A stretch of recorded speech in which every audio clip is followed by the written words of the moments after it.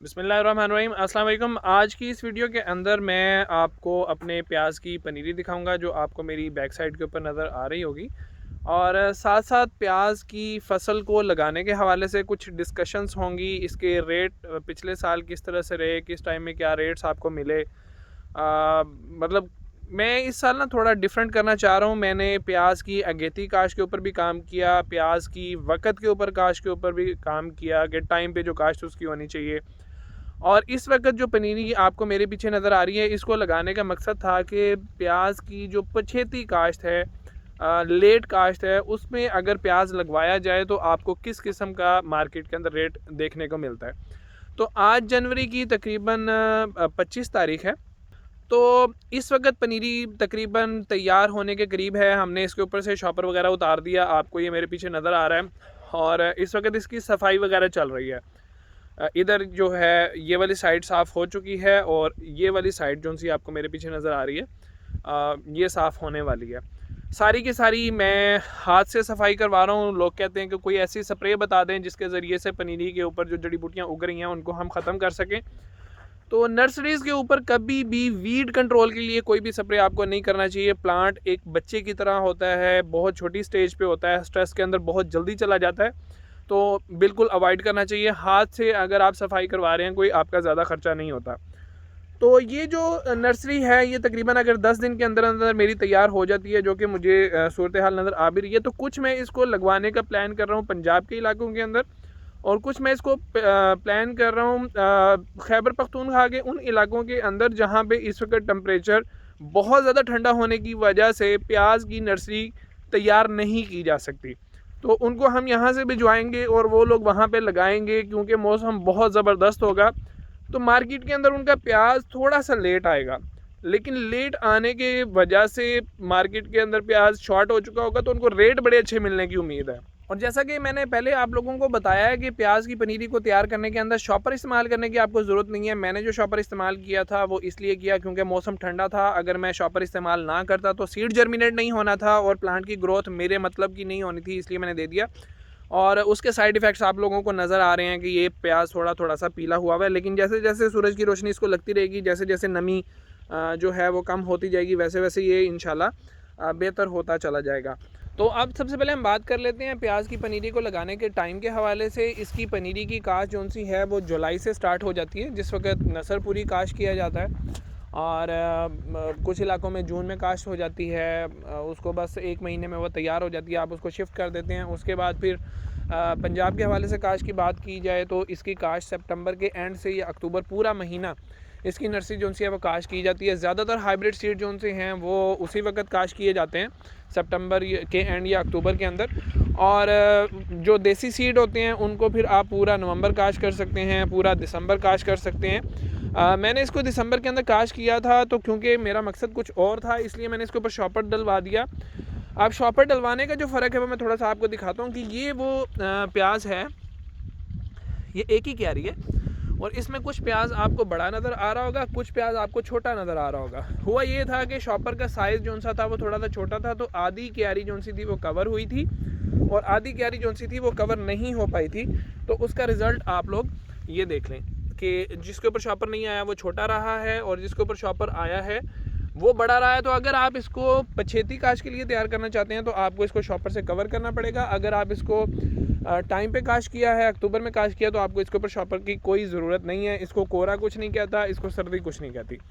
अगली चीज़ हम बात कर लेते हैं कि लेट काश्त के लिए आप कब तक कर सकते हैं। तो आम तौर पे सिंध के अंदर लोग कहते हैं कि जी 10 जनवरी तक आपको शिफ्ट कर देना चाहिए। अब तक लोग यही कर रहे हैं, लेकिन हमारे वाले साहब बताते हैं कि जी पुराने टाइम के अंदर हम फरवरी के अंदर भी प्याज जो था उसको इंटर क्रॉपिंग में लगा देते थे। मतलब हम तरें लगाते थे तो उसके साथ लगा देते थे, हम खरबूजा लगाते थे, तरबूज लगाते थे, कद्दू, तोरी, तो एक साइड के ऊपर प्याज वगैरह लगा देते थे। ये जो वैरायटी इस वक्त मेरे पास लगी हुई है ये फुलकारा वैरायटी है। लोग पूछते हैं कि फुलकारा और नसरपुरी के अंदर क्या फ़र्क है। तो सबसे पहला फ़र्क तो ये है कि फुलकारा थोड़ा सा लाइट रेड होता है, देसी टाइप उसका कलर होता है, जबकि जो नसरपुरी होता है वो ज़रा रेड कलर की तरफ चला जाता है। फुलकारा की शेल्फ़ लाइफ गर्मियों के हवाले से बहुत अच्छी है कि अगर आपका प्याज आप स्टॉक करना चाहते हैं, मतलब पिछले साल मैंने बीज बनाने के लिए जो प्याज स्टॉक किया था उसके साथ बड़ा जुल्म हुआ। बहुत ही गर्म कमरे के अंदर वो पड़ा रहा, कोई केयर नहीं, कोई कुछ नहीं। उसके बावजूद जब हमने उसको खोला तो एक 50 केजी के बैग के अंदर से सिर्फ 4 से 5 किलो प्याज ख़राब हुआ था, इतनी गलत तरीके से उसको हैंडल करने के बावजूद। और नसरपुरी जो सा है वो बहुत बुरी तरीके से गला था। तो मैं ये रिकमेंड करता हूँ कि गर्मियों के अंदर अगर आप काश कर रहे हैं तो नसरपुरी काश करें। अगर आप सर्दियों में टाइम के ऊपर या पछेती काश कर रहे हैं, मतलब दिसंबर में कर रहे हैं, जनवरी में कर रहे हैं, फरवरी में कर रहे हैं, तो फुलकारा की तरफ आपको जाना चाहिए ताकि अगर आप स्टॉक करना चाहें तो वो ख़राब ना हो। तो अब मैं थोड़ा सा आपको बताता हूँ कि प्याज की पनीरी लगाई किस तरह से जाती है, ख़राब किस किस वजह से होती है, पानी इसको किस किस्म का चाहिए, स्प्रे आप इस पर क्या क्या कर सकते हैं। अभी अब इसकी बीज के बारे में बात कर लेते हैं। तो इसका जो एक कुलिया अगर आप कह सकें कि ज़मीन कितनी होनी चाहिए, तो फ़ी एकड़ आपका तकरीबन 2.5 से 3 किलो के करीब सीड लगता है। और अब इस इतने सीड की पनीरी तैयार करने के लिए जो बेहतरीन कुलिया है वो ये है कि 1 मुरब्बा फुट के अंदर आपका 1 ग्राम से ज़्यादा बीज ना लगे, क्योंकि बीज अगर आप ज़्यादा लगा देंगे तो प्लांट आपका बहुत ज़्यादा कमज़ोर बनेगा और बाद में जाके उसका बल्ब साइज़ भी छोटा बनेगा। 1 ग्राम एक वो पूरी स्पेस है जिसके ज़रिए से आप प्याज की बड़ी अच्छी और मोटी पनीरी तैयार कर सकते हैं। यहाँ पे आप प्याज की क्यारियाँ आप लोग देख रहे हैं, तो 1 फुट मुरब्बा फुट के अंदर 1 ग्राम आ गया। तो क्यारी कितनी बड़ी होनी चाहिए, क्यारी आप ज़रूरत के मुताबिक बना सकते हैं। स्पेस इतनी होनी चाहिए कि जब आपने जड़ी बूटियाँ साफ़ करनी है तो आपकी लेबर को बैठने के लिए एक जगह मिल जाए। जैसे वो 2 ख़वातीन जो साफ़ कर रही हैं, वो आराम से क्यारी के ऊपर बैठी हुई हैं और पौधे ख़राब नहीं हो रहे और बड़े आराम से इसकी सारी की सारी सफाई हो रही है। हमने 4x5 की क्यारियाँ भी बनाई हैं, 6x5 की क्यारियाँ भी बनाई हैं। मुख्तलिफ़ साइज़ के हिसाब से ये बाग के अंदर हमने इसको एडजस्ट किया था। इसको बेड्स के ऊपर भी आप लोग काश कर सकते हैं। बेड्स के ऊपर काश करेंगे तो फिर उसको शावर से पानी दें, वो ज़्यादा बेहतर होता है। लेकिन थोड़ी बहुत पनीरी तो आप बेड के ऊपर काश कर सकते हैं, ज़्यादा पनीरी को हैंडल करना मुश्किल है। अब आपको ये पनीरी ऊपर से थोड़ी भी येलो येलो नज़र आ रही होगी, जली हुई नज़र आ रही होगी। हाँ, ये जहाँ जहाँ इसको शॉपर ने टच किया है वहाँ वहाँ से ये पनीरी जो सी है वो ख़राब थोड़ी बहुत हुई है। लेकिन शॉपर उतारने का मकसद अब ये था कि क्योंकि हमने इसको ओपन फील्ड के अंदर शिफ्ट करना है, तो शिफ्टिंग से पहले पहले ये मौसमी हालात का मुकाबला करने के लिए तैयार हो जाए। क्योंकि अभी तक ये एक सेफ़ ज़ोन के अंदर थी, शॉपर के नीचे थी, हर किस्म की परेशानियों से बची हुई थी। ओपन फील्ड के अंदर ऐसे हालात नहीं होंगे, तो अगर इसी वक्त हम इसको शिफ्ट करने का प्लान बना लेते हैं तो ये नर्सरी जोन से वो जाके चलेगी नहीं। लेकिन अगर हम इसको 5-10 दिन यहीं पे खड़ा रखते हैं, इसका रंग ज़रा सब्ज़ हो जाता है, ये थोड़ी सी मजबूत हो जाती है, तो इसके मरने के चांसेस बहुत ज़्यादा कम हो जाएंगे। तो अब इसको हम कुछ दिन के लिए यहाँ पर खड़ा रखेंगे। प्याज की नर्सरी को लगाने का जो तरीका है बहुत ही सादा और सिंपल है। आपने इस तरह से 5x6 या 4x6 की आपने क्यारियाँ बनवा ली।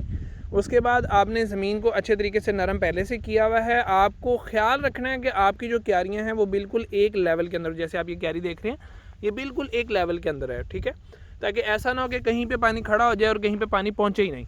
अब जब वो लेवल होगी, ये बाद में जो आपको जगह बैठी हुई नज़र आ रही है, पानी लगने के बाद हो जाती है, बहुत अरसा पानी एक जगह पर टपकता रहे शॉपर से, तो तब, वरना ये लेवल थी। अब जब आपने सीड का छट्टा देना है, आपने उसको तोल लेना है कि इतने ग्राम मैंने एक क्यारी के अंदर डालना है, क्योंकि इसका एरिया इतने मुरब्बा फुट बन रहा है। आप उसका छट्टा दे दें, बारीक सा खड़े होकर छट्टा दें। उसके बाद उसके ऊपर हाथ मारें, प्याज की पनीरी के ऊपर आपने अच्छे तरीके से हाथ मार दिया।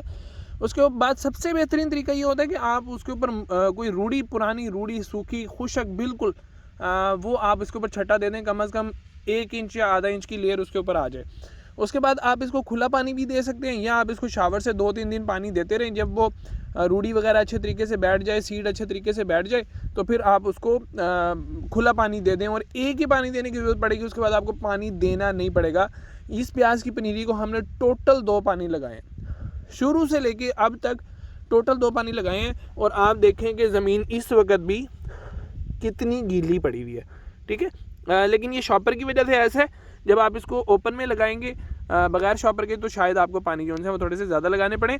तो इंतहाई आसान है प्याज की पनीरी लगानी, दूसरी पनीरियाँ लगानी भी बहुत आसान है। यहाँ पे कुछ दोस्तों का क्वेश्चन होता है कि प्याज की पनीरी को खाद वगैरह की ज़रूरत होती है। तो देखें, प्याज का नर्सरी स्टेज पे सिर्फ मामला होता है कि वो उग जाए, ठीक है। प्लांट को स्ट्रॉन्ग करने के लिए जिन लोगों ने भी यूरिया दिया, जिन लोगों ने भी नाइट्रोफास में थोड़ी सी बचत हो जाती है, वरना यूरिया, अमोनियम सल्फेट जिन्होंने भी दिया है, अगले दिन से उनकी नर्सरी ख़राब होना शुरू हो जाती है, अगले दिन से उनकी नर्सरी सूखना शुरू हो जाती है।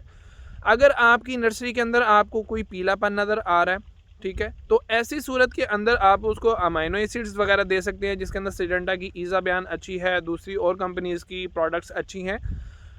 यूरिया का स्प्रे आप ना करें, एनपीके का स्प्रे बहुत एहतियात से करें, बहुत थोड़ी डोज के अंदर करें, वो भी इंतहाई अशद ज़रूरत के वक़्त।